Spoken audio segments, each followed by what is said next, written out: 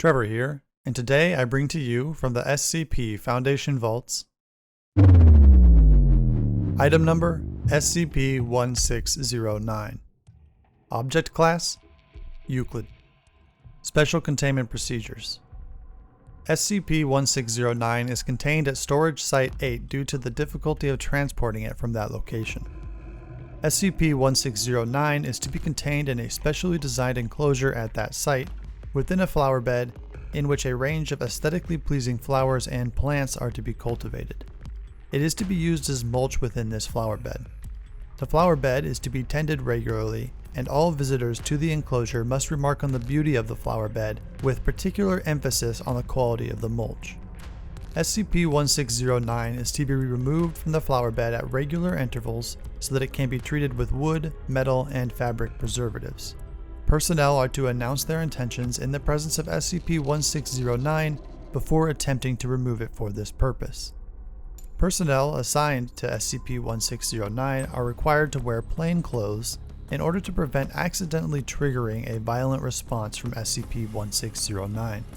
No items with motors are allowed within a 200-meter radius of SCP-1609's containment area. No personnel, either presently or previously affiliated with the Global Occult Coalition, nor materials referencing them, are to be allowed within Storage Site 8. In the event of a violent reaction from SCP-1609, all personnel are to exit the immediate vicinity, and a message is to be played over the site's interior speakers informing the site staff of the event. Should SCP-1609 be sighted outside of its containment area following a violent reaction, staff are to act in a submissive, non-threatening manner. Formal clothing, such as jackets, lab coats, protective clothing, jumpsuits, and particularly body armor, are to be removed if possible in the case of such event, and any weapons capable of damaging SCP-1609 are to be immediately discarded. Staff are to ask SCP-1609 to return to containment without attempting to threaten or command it.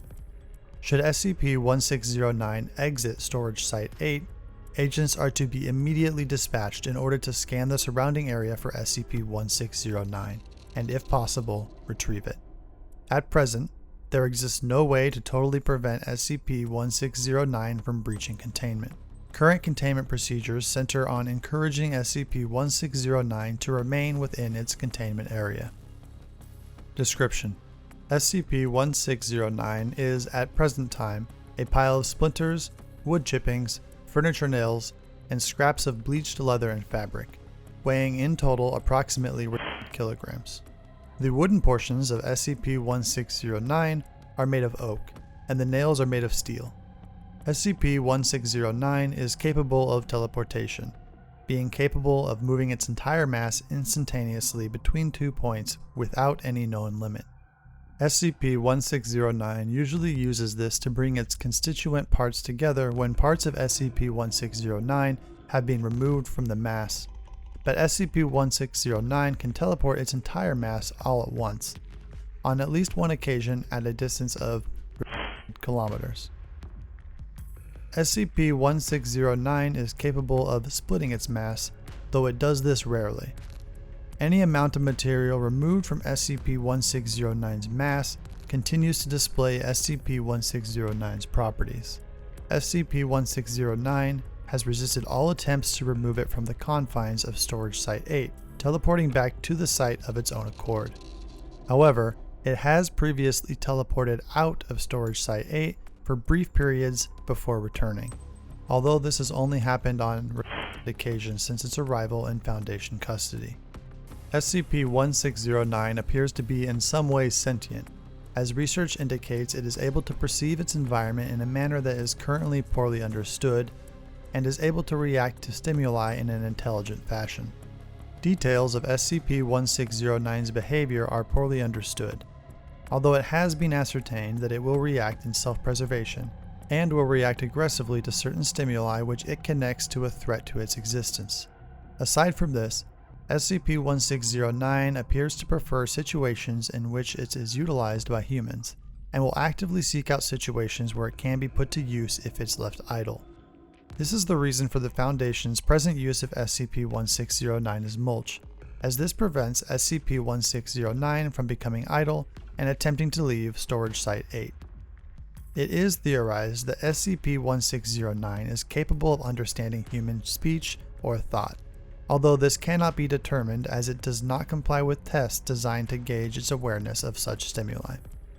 When exposed to a number of specific stimuli, SCP-1609 will react violently. During a typical violent reaction from SCP-1609, it will teleport a portion of its mass inside the lungs of nearby personnel, causing immediate and severe laceration to the interior of the lungs, as well as pulmonary obstruction, which rapidly leads to the victim's death. Stimuli which can instigate a violent reaction from SCP-1609 include personnel wearing the uniform of or clothes similar to the uniform of personnel affiliated with the Global Occult Coalition, utterance of words or phrases used heavily or exclusively by the Global Occult Coalition operatives while in contact with SCP-1609, any actions demonstrating hostility towards SCP-1609, and the sound of a running motor. Violent responses from SCP-1609 are rare. Only restricted such events have occurred since the containment, and SCP-1609 quickly reverts to a passive state after such a response if it does not continue to feel threatened. SCP-1609 arrived in Foundation custody on request after teleporting into an unused containment cell at Storage Site 8 in its current state. Careful investigation has revealed that SCP-1609 was originally a large chair made of varnished oak and bleached leather, carved in the form of a reclining woman in a restful state. SCP-1609 appears to have possessed its anomalous properties in this state, albeit with certain limitations, namely that the object would only teleport when a person within a certain radius, currently unknown, felt the need to sit down or rest without a comfortable seat or chair nearby. At this point, SCP-1609 would teleport to them and remain in place until another person experienced a similar urge. On request, both Foundation operatives and members of the Global Occult Coalition were made aware of the existence of SCP-1609, which was given the temporary designation of E622. Due to the hard-to-contain nature of SCP-1609 and the possibility of its existence causing a breach of security regarding the existence of supernatural phenomena, a small-scale effort to contain SCP-1609 was launched by the GOC forces. It is presently unknown how exactly GOC operatives captured SCP-1609, but it is known that they succeeded in reducing the object into its current form using a wood chipper. Further attempts to destroy SCP-1609 failed due to its properties and ability to teleport away from sources of danger. Following this event, several members of the Global Occult Coalition died under unusual circumstances. Investigation through both official channels and embedded Foundation agents within the GOC has potentially linked SCP-1609 to at least 3 deaths of personnel within the Coalition, although the true number of casualties amassed due to their mishandling of the item is unknown. SCP-1609 then arrived in Foundation custody. It is unknown how SCP-1609 was aware of the existence of the Foundation, although it is theorized that it entered the Foundation custody due to a low risk of further damage to itself. The following are recorded notes on the handling of SCP-1609 by Dr. Seaver. SCP-1609 represents a perfect example of the flaws inherent in the operating procedures of the GOC, and it serves as a cautionary tale for any members of the Foundation who disagree with our practices on containing dangerous objects. Prior to the Coalition getting their hands on this, it was perfectly harmless. A chair which teleports to you as you need a seat is perfectly normal compared to the stuff that we have to deal with on a regular basis. When they put it through a wood chipper, it got hurt, scared, and angry, so it lashed out at them. By trying to protect the world by destroying it, they inadvertently made a situation a whole lot worse. SCP-1609 went from being harmless to deadly in the space of a few minutes, all because of the GOC, and we had to clean up the mess. Thankfully, SCP-1609 is pretty simple for us to deal with. So long as we don't do anything stupid around it, it won't fight back, and it won't try to leave. Even if it does, it usually comes back. I think I worked out why. It came to us because it was afraid of the people who had to hurt it. And that's why it always comes back. It's afraid of the rest of the world now, and it's looking to us for protection. This is why we have special containment procedures instead of special destruction procedures. If you break something, it's broken forever. When you try to destroy an anomaly, you can't take back your mistakes. That's what SCP-1609 has to tell us. This is why we're right and the GOC is wrong. That concludes the file for SCP-1609. I hope you've enjoyed this illustration and narration.